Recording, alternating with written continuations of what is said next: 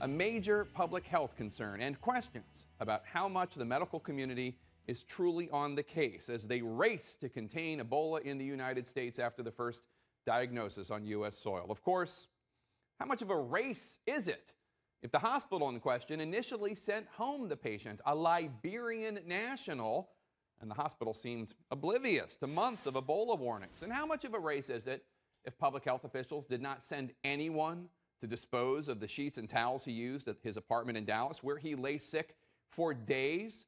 They didn't send anyone until today, after CNN began broadcasting his girlfriend's concern that those sheets were still on her bed.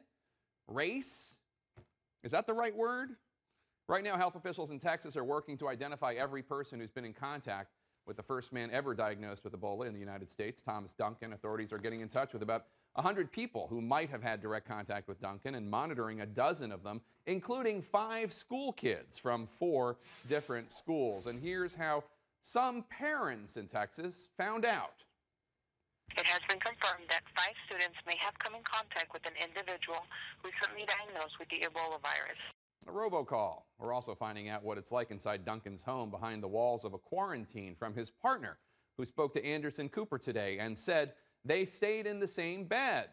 And those sweaty sheets are still there, along with her and her child and her 2 nephews, and that none of them are sure exactly what to do, that the Centers for Disease Control has not given them much guidance. And, by the way, they're hungry, surviving on the few sandwiches health officials brought over last night, according to her. Are we as a nation really prepared for this? Does it seem that way to you? I want to bring in Chief Medical Correspondent Dr. Sanjay Gupta from the CDC in Atlanta and Senior Medical Correspondent Elizabeth Cohen outside the Dallas hospital. Sanjay, it sounds horrible in that home right now, and they didn't even really know what to do with the sheets. Apparently the CDC heard Anderson's reporting and then they got on the case?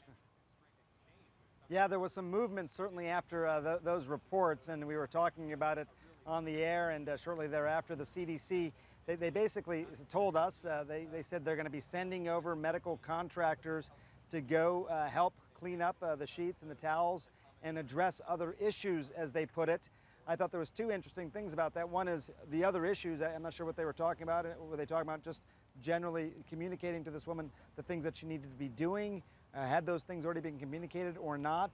And also, they didn't say, oh, we had already tried to clean up these sheets or towels and explained why it hadn't already been done. They just said, we're going to do it now. So it's, you know, look, there's been a few different fumbles here, Jake, no question, starting off with this particular gentleman, Mr. Duncan, being turned away from the hospital the first time, when we now know he was probably symptomatic at that time with the Ebola virus. And now this other thing where these potentially contaminated sheets and towels have remained in that apartment for some time. The Ebola virus can live outside the body. It can live on these surfaces, on those sheets and those towels. It is unlikely to get infected from that, but why take the chance? And that sort of consideration didn't seem to be taken here. And it just didn't seem very humane when I heard Anderson's reporting on this in terms of what things are like in that apartment. Just, she couldn't even sleep in that particular room anymore. And it's not as though there are thousands of cases for the CDC to be preoccupied with. There's this one. Sanjay, companies that make hazmat suits are seeing their stocks rally on this Ebola scare. Yet these people are left with sheets used by an Ebola patient. I mean, how do you think it happened? Was there a communication breakdown? I guess I'm just, you know, I picture the CDC swooping in with a truck with all sorts of equipment ready on the case.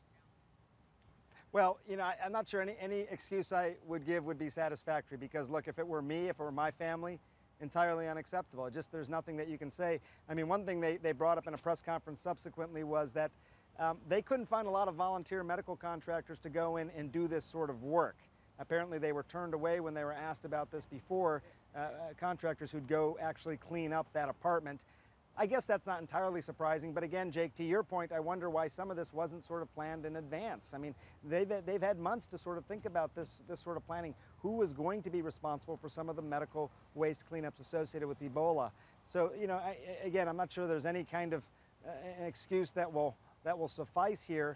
This is the first time this has happened. There's a lot of learning pains that we are seeing real time, Jake. We sure are. Elizabeth, Liberian officials are now talking about prosecuting Duncan They say he may have lied on his exit forms as he left the country. He obviously had contact with a very sick Ebola patient, a pregnant woman who died. You left Liberia just a few days after this patient did. Tell us about the process that you went through, what questions you were asked. All right, well, the process is extensive. They take your temperature and all of that, but that, of course, wouldn't have made a difference for this patient since we're told he was feeling fine. You are handed a form, and the form asks you all sorts of things about symptoms, etc. Here's the question I want to focus in on, Jake. Have you taken care of an Ebola patient or come into contact with the bodily fluids of an Ebola patient? From reporting by CNN and others, it appears that Duncan did do that. It is hard to believe he didn't realize that she had Ebola because, according to some reporting, he took her to a hospital so she could be admitted to the Ebola unit, and it was full, so she had to go home. So it's definitely lots of questions about why he said no to that question. And Elizabeth, these possible 100 contacts that Duncan had in Dallas or in the United States, how are they tracking everyone down? How are they making the decision on whom should be monitored? Right, so what they do is they call these 100 people and they say, hey, we want to know what kind of contact you might have had with this man. And contact it's an interesting definition of contact. If you just walked by him and kind of waved and said hi, that's not considered contact. If you shook his hand, that's considered contact. Certainly if you were vomiting and you went to go help him, that would be considered contact. So some of these people are going to say, oh, I don't even know who you're talking about. I don't even know this guy. They're taken off the list. If someone says, oh, yeah, I met him at a party and I shook his hand, that person would be considered a contact. And of course, we are relying on people to tell the truth. And that, of course, is an X factor in all of this. Elizabeth Cohen and Dr. Sanjay Gupta, thank you so much. Appreciate it.